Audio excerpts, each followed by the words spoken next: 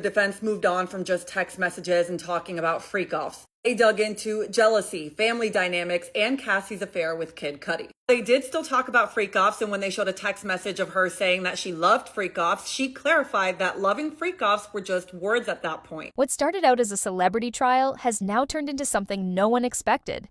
The Diddy case, already filled with shocking claims and graphic footage, has taken a darker and more disturbing twist. It's no longer just about one man. It's about power, fame, and possibly the involvement of some of the most powerful people in America.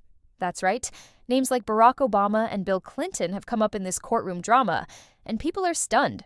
But before we get to those bombshell names, let's rewind a bit. Sean Diddy Combs was once the king of hip-hop. He had the fame, the fortune, the women, and the parties. He walked red carpets, dropped hit records, and even threw lavish birthday parties in Mexico that had the whole industry watching. But while the lights were flashing on the outside, something much darker was going on behind closed doors. At the center of the trial is Cassie, Diddy's ex-girlfriend of nearly 10 years. That text message specifically was from 2017, so they were trying to prove that even well into the relationship, I think at that point it would have been 9 years later, she was saying she still loved them. But again, for those who like to forget, Cassie already testified that she would go along with it because she was terrified. You can go back a few videos where I showed a photo of her bruised up. We discussed what hotels they would do things at and her going to the pleasure chest to pick up stuff like outfits and lubricants. There's a text when she was going where Diddy said, "Have fun and impress me," and she said, "Okay." There was another text message from Cassie to Diddy where she tells him not to break character from 10 p.m. to 8 a.m. In court, she broke down in tears describing what she went through.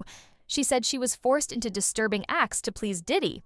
She talked about being pressured to perform in front of him with other men while he watched. She said she was told to cover herself in baby oil to stay shiny and was treated more like an object than a person.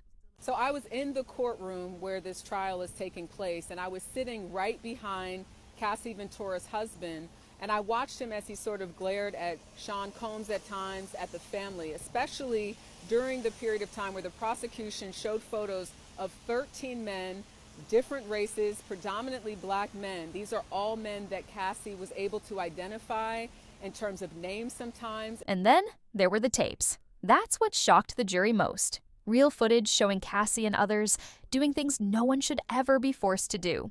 These weren't just private moments. They were humiliating, filmed, and saved. Some even said Diddy's kids were nearby during some of these wild parties. One of the most jaw-dropping testimonies came from a man named Jonathan O.D.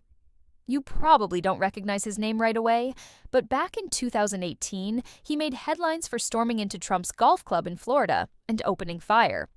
At the time, people said he was just a crazy guy with a gun. But now, that same man is saying something wild, that he was Diddy's slave, that he was paid to be involved in disturbing acts. And guess what? There's a $5 million NDA tied to his name.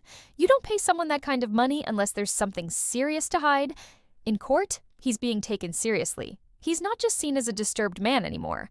He's being called a key witness in a twisted puzzle that goes far beyond Hollywood. Jonathan said Diddy was involved in more than just wild parties. He claimed that Diddy was part of a group, a cult, if you will, a dark, hidden network of celebrities, politicians, and business moguls who are all tied together through power, control, and evil acts. And this is where it gets really shocking. According to Jonathan, the group doesn't stop with Diddy. He said names like Hillary Clinton, Bill Clinton, and even Barack Obama are connected. And where these freak-offs, these alleged freak-offs took place, from cities like LA, Miami, New York, Las Vegas, etc. I can only imagine how painful it must be to sit there and listen to that testimony regarding your wife and the number of people that she says she had with because of these freak-offs. He claimed there are secret meetings, secret tapes, and secret deals that tie them all together. He said the goal was control, over the media, over the music, and even over politics. Sound crazy? Maybe. But the court didn't laugh. In fact, the courtroom went completely silent when the names Obama and Clinton were mentioned. Can you just put into perspective how significant this case is? This is a very, very significant case. I like to akin this is the Gen Z's, I guess, version of the O.J. Simpson trial. Wow. I was in 5th grade whenever the O.J. verdict came out, and I remember my teacher stopping trial, or stopping the court, stopping our courtroom just for us to figure out like what's going on. We got to figure out what's happening with this verdict. What's different in this particular case than the O.J. Simpson trials, that this is not going to be live streamed. Yeah. You know, in federal court, you can't live stream any type of court at all. You can't live stream any trials. And so your audience is really going to have to focus on how CNN is kind of letting them know how the trial is progressing. But it's extremely significant. Yeah. Jonathan said this wasn't just about money or fame. He claimed it was about something darker, something spiritual. He mentioned the word satanic several times. He said Diddy was working with people in high places to keep these things hidden, and that anyone who tried to speak out was silenced. He even said Diddy tried to harm people who threatened to expose him. Then came the JFK comment. Jonathan predicted in 2018 that someone would try to take out Donald Trump, just like they did with JFK. And then, years later, we all saw what happened. Trump getting shot at on stage. Suddenly his words from years ago aren't sounding so crazy. Now, let's pause and think about this. Could one man, even someone as famous as Diddy, really be connected to all these people? It seems far-fetched, but this trial isn't about what seems likely. It's about what's being shown in court. And right now, what's being shown is scaring a lot of people. Cassie's testimony paints a picture of a man who loved control, who used fear and power to get what he wanted. And if what Jonathan says is true, Diddy wasn't alone. Let's not forget that Diddy once stood on national TV and called for the removal of Donald Trump. He said white men like Trump should be banished. He spoke like he was taking the moral high ground. But now, as he sits in court, accused of some of the darkest acts imaginable, it's hard not to feel the hypocrisy. And what about the celebrities who attended his parties? Who were at those wild nights in Miami and Mexico? Who joined the freak-offs and never said a word? Are they just as guilty? If they knew what was happening and stayed silent, aren't they part of the problem?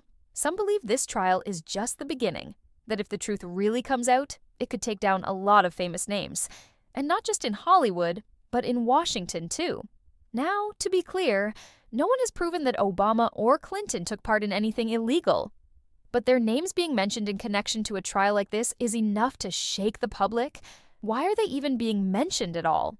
Diddy's defense team says he's not guilty of trafficking. They admit he might be guilty of violence, of being a cuck, and of being a terrible partner, but not of crimes that would put him away for life. But the videos, the NDAs, the testimonies, they all paint a very different story. And this story doesn't end with Diddy. If even a part of what's been said in court is true, we're looking at a web of power and corruption that goes much deeper than music videos or nightclub drama. We're talking about a system where people are bought, silenced, and used. And the higher you go, the darker it gets. For now, all eyes are on the courtroom. People want answers. They want to know how deep this goes. And they want to know who's protecting who. Is Diddy a mastermind or a puppet? Is he the one pulling the strings? Or is he just the face of something much bigger? One thing is certain. This trial has already changed how we see celebrity culture. The glitz, the glamour. It all fades when the cameras are off, and what's left behind might be uglier than we ever imagined. As the trial continues, we can only hope that the truth comes out, no matter how powerful the people involved may be, because in the end, no one is above the law. Not Diddy, not a politician, not anyone.